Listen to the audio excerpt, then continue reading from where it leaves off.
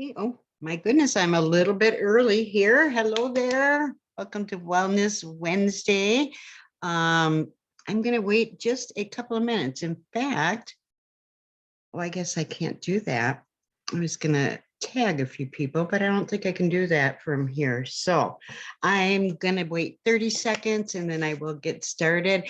I'm going to take this moment to thank you all so much for all the birthday wishes. It just totally made my day. So thank you all. Love and appreciate each one of you so much. Let me just take like 30 more seconds here. So just hang tight with me a minute. And I'm going to see if I can. I can't.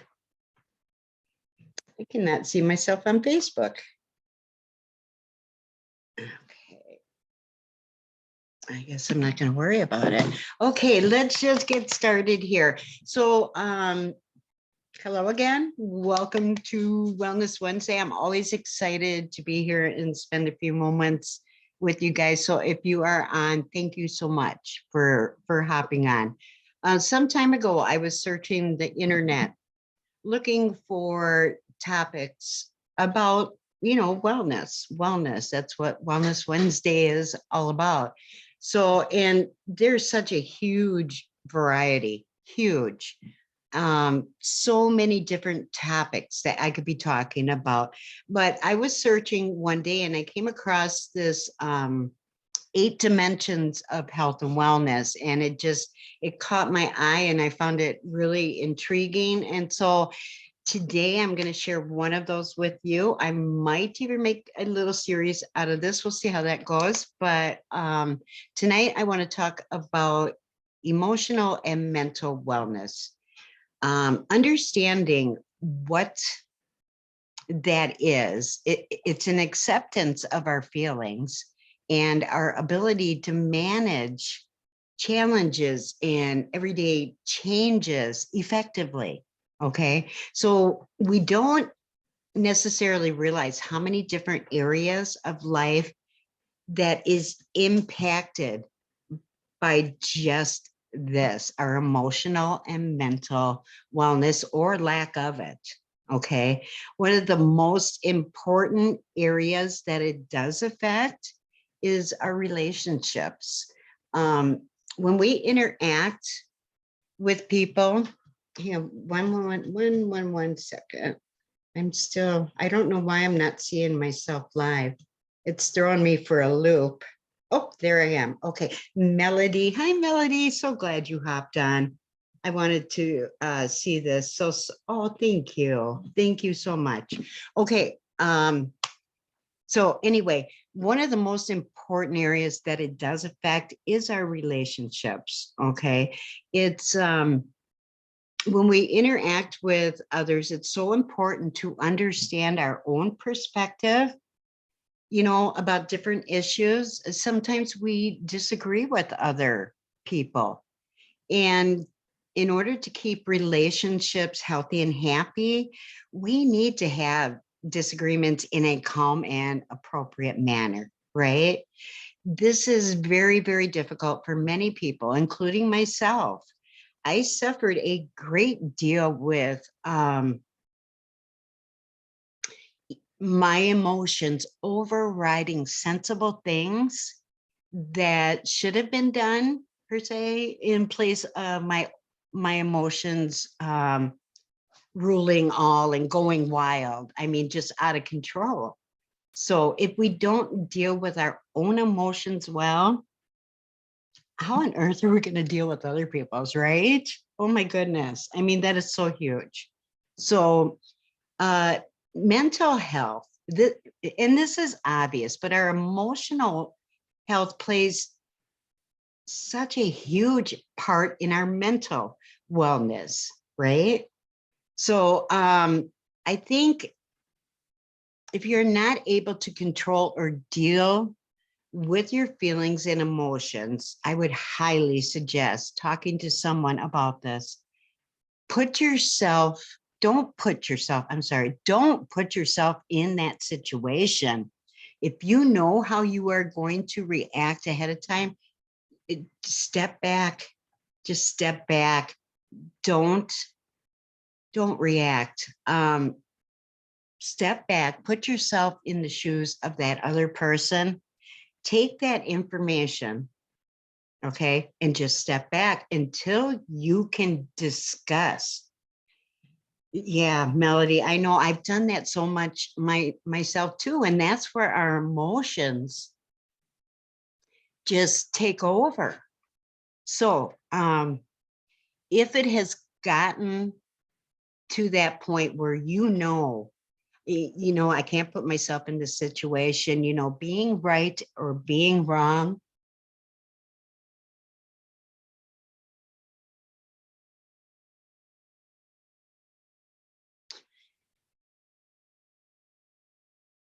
It doesn't matter. I didn't think this was gonna do this to me.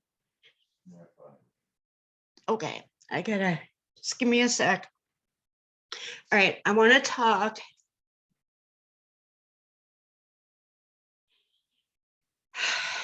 I want to talk what it does to us when we cannot control our emotions like that. Okay, it's going to eat you alive.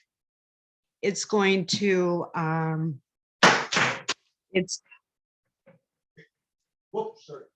it's going to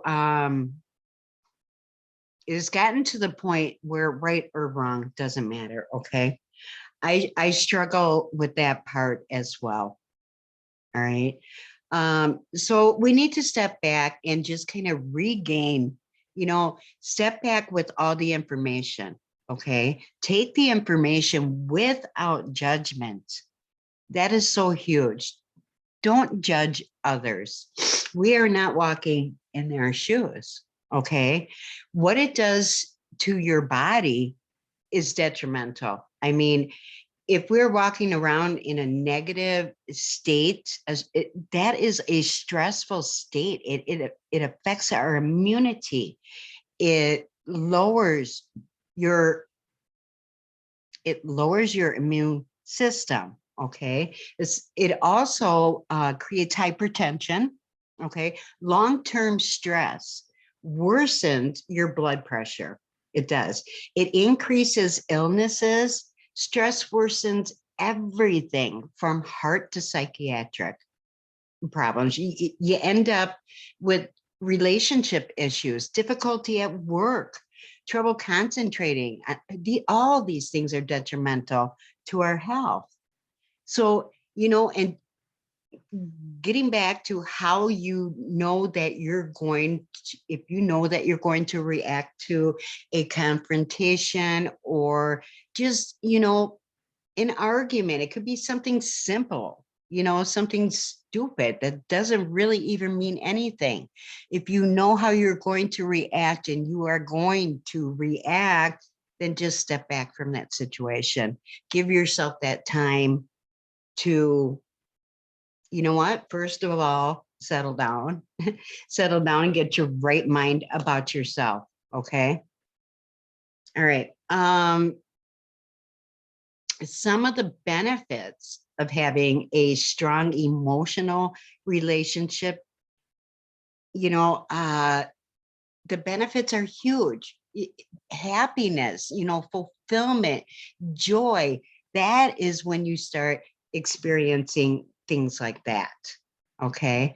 When you reduce your stress, you increase your immunity. So you don't get sick near as often. I know this to be true. It absolutely is true.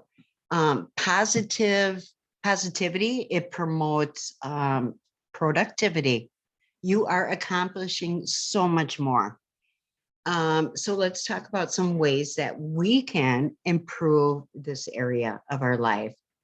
I would say practice mindfulness. And by that, I mean being present in the moment, be alert and be mindful of what is going on in our present situation. Okay. We can't worry about what we left at the office. We can't worry about that argument with Aunt Ethel, or that, you know, you said something not nice to your grandma. Come on. You know what I'm saying? You can't think of your past mistakes. You can't think of that, because all it's going to do is bring that stress right back into your life. We got to live in the moment. Okay. Concentrate on that person that you are with. Most people live their lives in autopilot right here. You know, you're like a robot going through life. You just, everything is, you don't even give it a conscious thought, because we do it all the time. You go through your day without being mindful of anything that's going on around you. You know what I mean? And I could be labeling myself right here, but I'm sure many people struggle with this, and it can so much hurt your health. So, let's see. If we practice positivity, do things that we enjoy doing, do things that make us laugh, do things that bring out those endorphins, that feel good chemical that happens when we're doing something that we enjoy, or love, or you're playing, or you're lovemaking, or you're just talking with your spouse. You know what I mean? That brings about so many more positive reinforcements. It gets you out of your bad mood, or that habit of rumination. Does anybody know what that means? At rumination, continuously excessive thoughts about your negative experiences or your negative feelings. You want to be acknowledged that you went through these horrible, horrible things.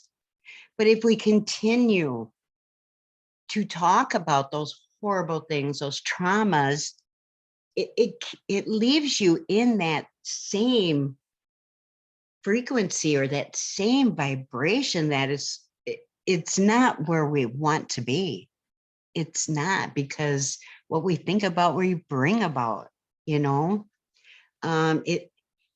it's like sometimes people that have experienced trauma, they can't help but to continually think about that trauma, but they are rewriting their story over and over and over again. Does that make sense?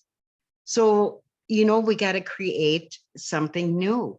We got to just change it up. And that scares the heck out of a lot of people, because we form our habits and there we are. You know what I mean? It's hard to get out of that habit. It's just like quitting smoking. It's just a habit. It's just a habit, that takes control.